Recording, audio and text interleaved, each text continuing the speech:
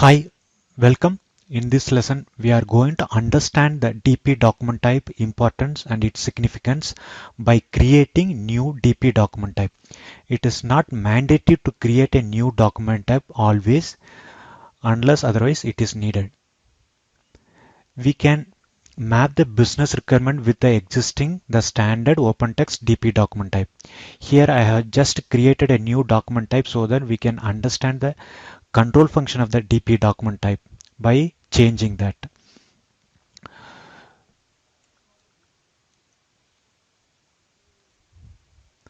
So to create a new DP document type, we have to use the transaction code OPT VIM underscore 1CX1, or alternatively we can use the menu path SPRO VIM document processing configuration, document type configuration, and maintain document type.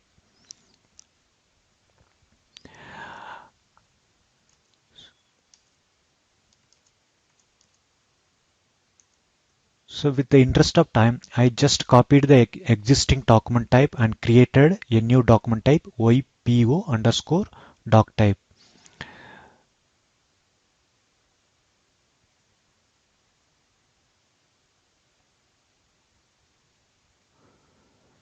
So this is the document type I have created. So by copying the standard document type PO underscore global, I created YPO underscore global. And while copying, you need to copy all the dependent entries as well. So after that, I have activated only few process types so that we can understand easily. Okay, so these are all the 1, 2, 3, 4, 5, and one more.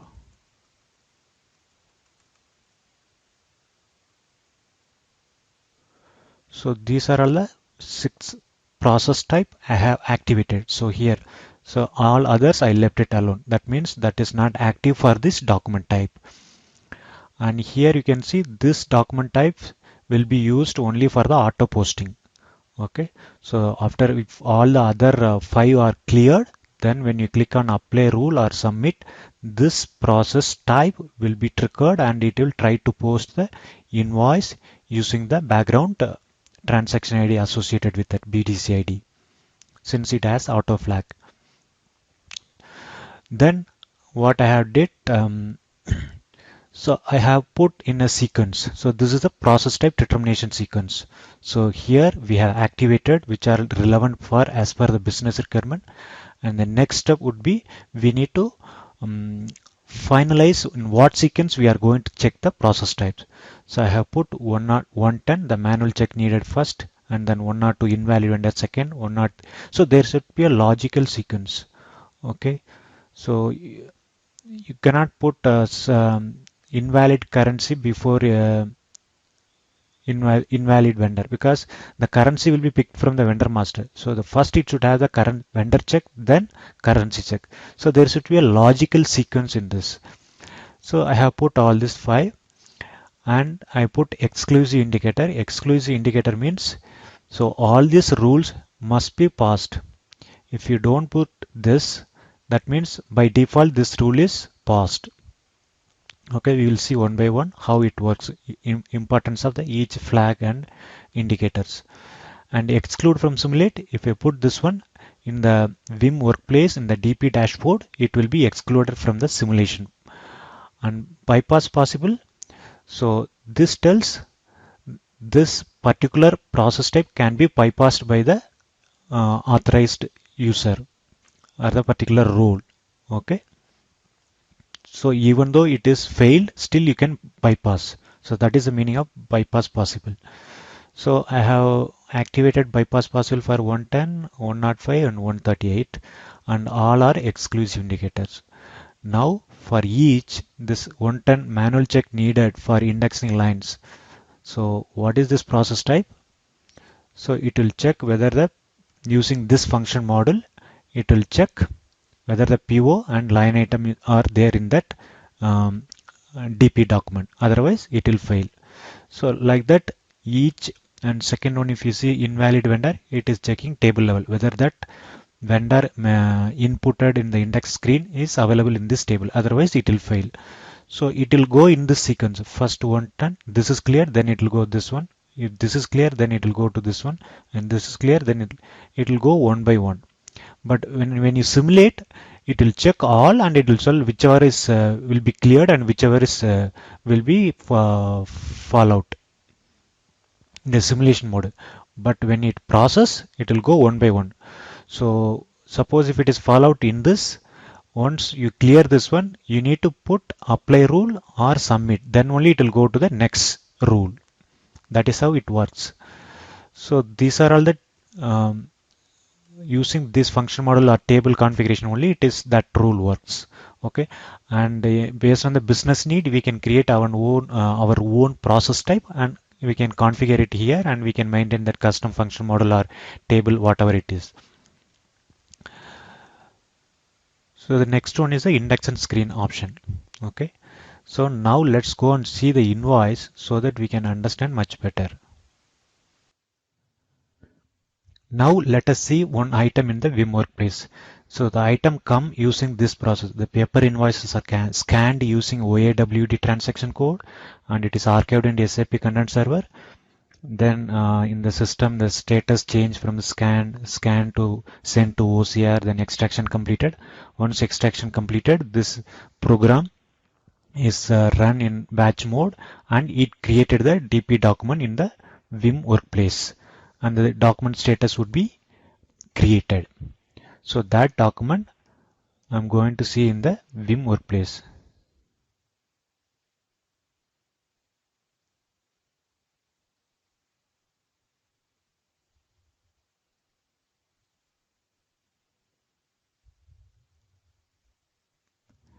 And here this is the item, and this is fallout using the 110 process type. That is the first one.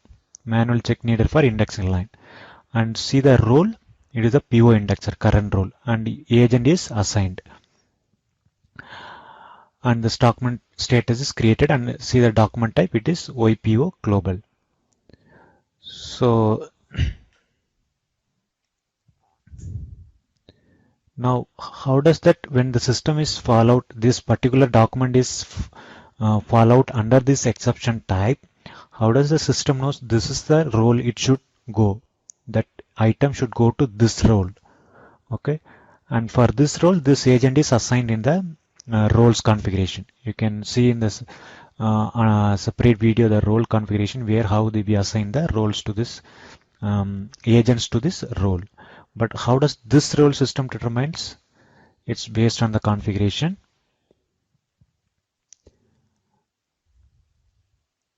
So under this document type configuration, we have a process type configuration. Under this document processing, we have process configuration, where if we go to the maintain process type, for 110, the initial actor would be, for 110, the initial actor would be PO indexer.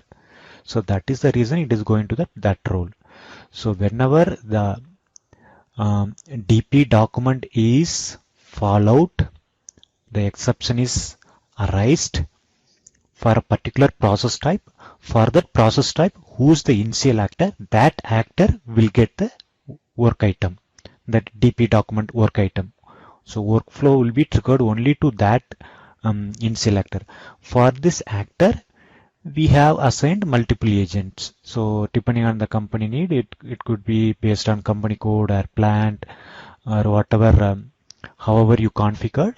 So there will be an agent. So that agent, it will go. If you have more than one agent, it will show multiple agent assigned. If you have only one agent, directly that agents would get assigned. So PO indexer. So here it is assigned to this, only this user. So that's why here it is showing this user. Okay. And it is fallen out under this, and this is the role. And so you should know if it is a fallout under this, how this is coming, and from this initial actor. Okay, now I am executing this item. Now it will open the DP dashboard. And see, as soon as it comes to the DP dashboard, so whatever this is called process pan. So in that it is going to the line items tab. So we have basic data tab. This is a header tab, and line item tabs. This is a line level tab. Here we have two different tabs, PO reference and GL account, and it is going to line item tab. Why it is going to line item tab? When the exception type is, or the process type under which the exception happened is 110, right? So for 110, what we have maintained in the document types, it's all controlled by document type. So go here, your document type you can see. So however you want, you can configure it. So PO global here in the index screen option, 110. For 110, who is that current role? It is a PO indexer. If it is a PO indexer, it is allowed for change. So that's why we are able to see this change option. And if you see this initial tab, it is showing line item tab. It is showing line item tab. That's why it is coming to line item tab. If I change to this one's to basic data, it will come next time. It will come basic data tab. So I will save it. Okay. Now I will refresh here.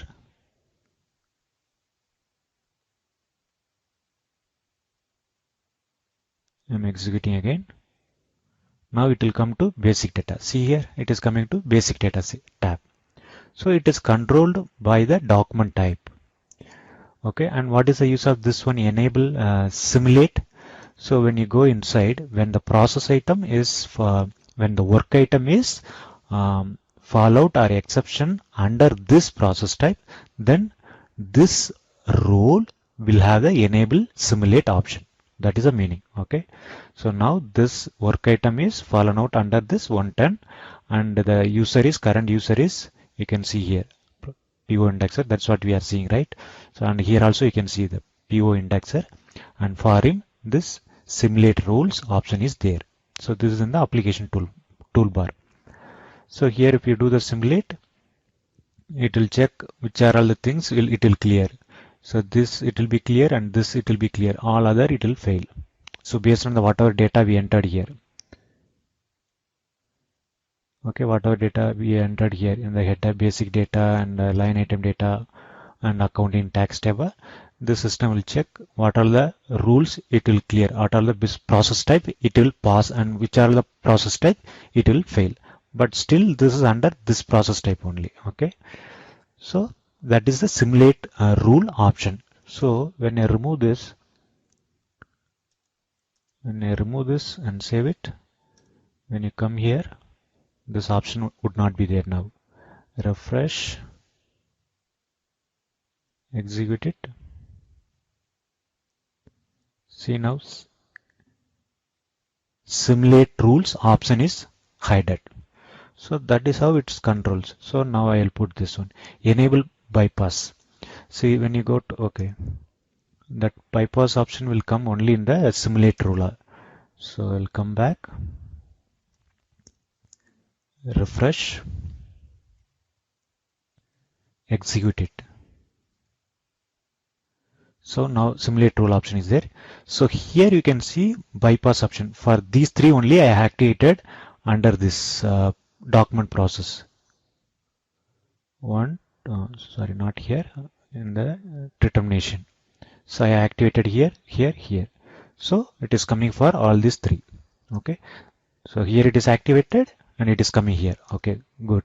So what is the use of here? Enable bypass here. So here also one enable bypass. So this is activated at the process type level.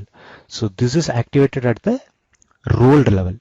So this role, and when the invoice is exception under this, and when the DP document is fallen out under this process type, and for this role we are enabling bypass. That's why we are able to see here. Suppose when I remove this and save it, though this process type has a bypass option, now I removed for the DP document fallen under this process type for this role. So that is the one currently we are having. Okay, so 110 PO indexer, 110 PO indexer. So that is the one we are having. So for this role, it will be disappear. So he will not have that option for any of the bypass enabled. See now, this bypass is not there, option is not there. So he cannot do it. Okay, who can do it? Whoever assigned here. So this person can do. So if you want to do enable it, it will come there. So this is how it controls. So the complete indexing screen is controlled by document type. So now if I come back, it will be there.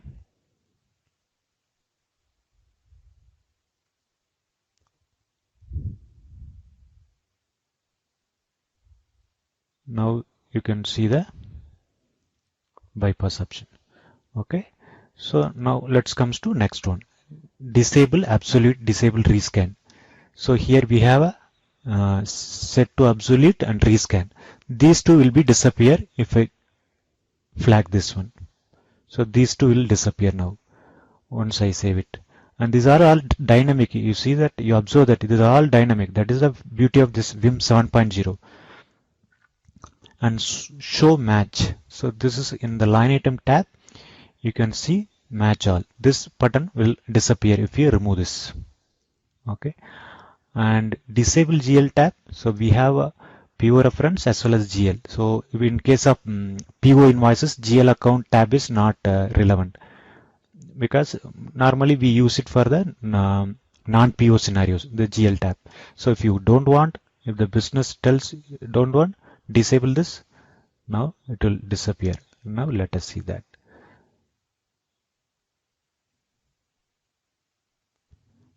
Refresh and execute it.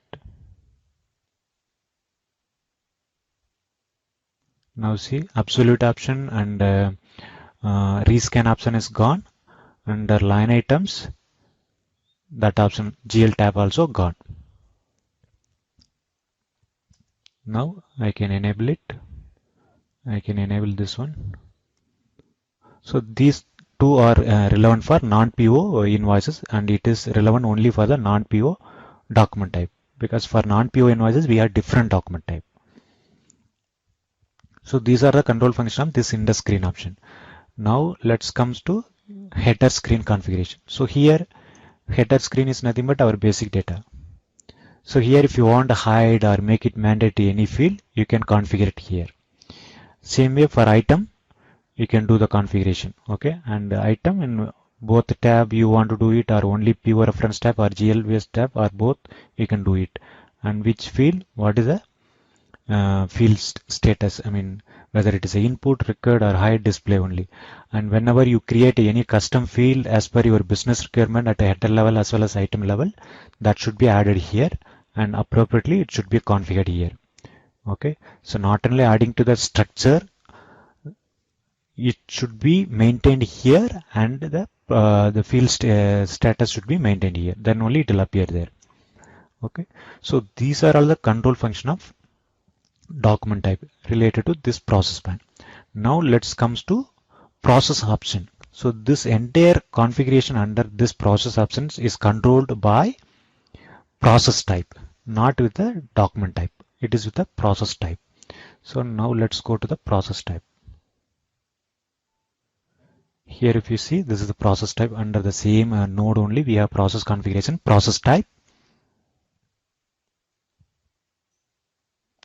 and 110 if you see, and click on the process option. From actor you need to see. From actor is this actor, PO indexer. So for PO indexer, we have only one this process option, change document type. That's why it's showing only change document type. We don't have any other process option assigned. Okay, and this process option will have control function that is separately created. Okay, and you can put for some of the process option, you can put check function model. Only this condition satisfies, then only this process option will work. Okay, so let us add one. So the process option could be the action one, or the authorization one, or referral one. Action one means create document, change document, post goods receipt. These are all action. And this one, a referral one is refer to info provider, refer to buyer. These are the referral one. So I'll copy and I'll create one. Refer to PO AP processor. I'll copy this process option and then I'll change to PO indexer as the from actor, AP processor. This is the okay, so this is already there. Since I selected, it is throwing error. So what I'll do, I'll change the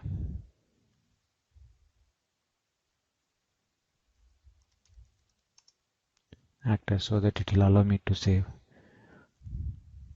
Okay.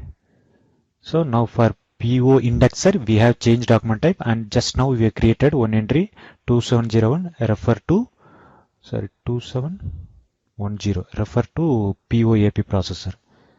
So here it is here. Okay. So now I will save it.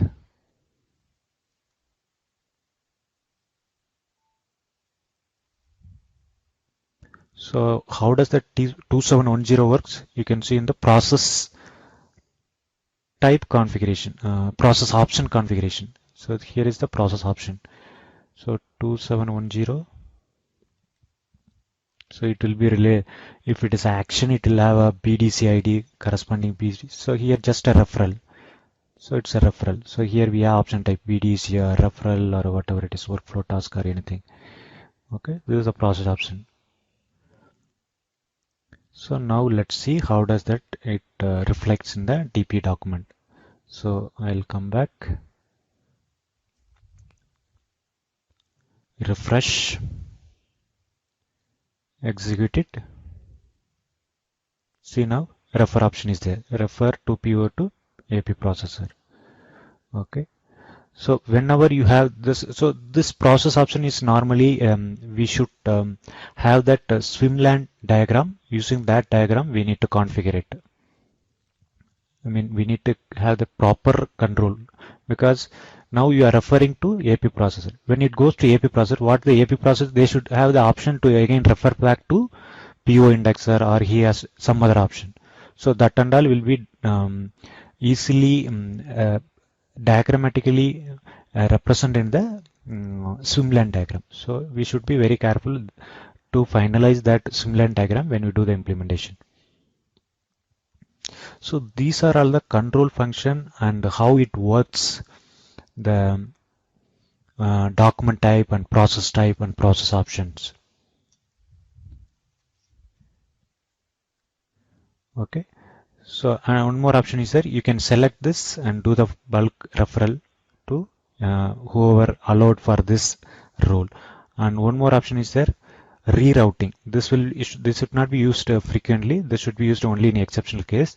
So we can reroute to some other user, some other process type. Suppose I can change the exception type itself. Suppose you want to test some exception type, you can change the exception type. So I can change the process type. I'm talking about exception type and nothing but process type. So I can make this item to be fall out under some other type. Okay, and even I can change the role as well. I can use the same role or whatever role here it is comes. So now it will fall out under invalid currency. Instead of this one, it will fall out under that currency. So for that, whatever configuration you have, you can check it. So why this option is mainly useful if you have anything you want check for that particular process type, because process type specific we have settle control function, and document type specific we have settle control. So that process type specific control, especially the process option.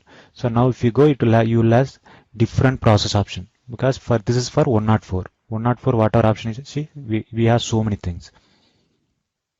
So process type specific testing, if you want to do, it's not possible to make a fallout under a specific process type.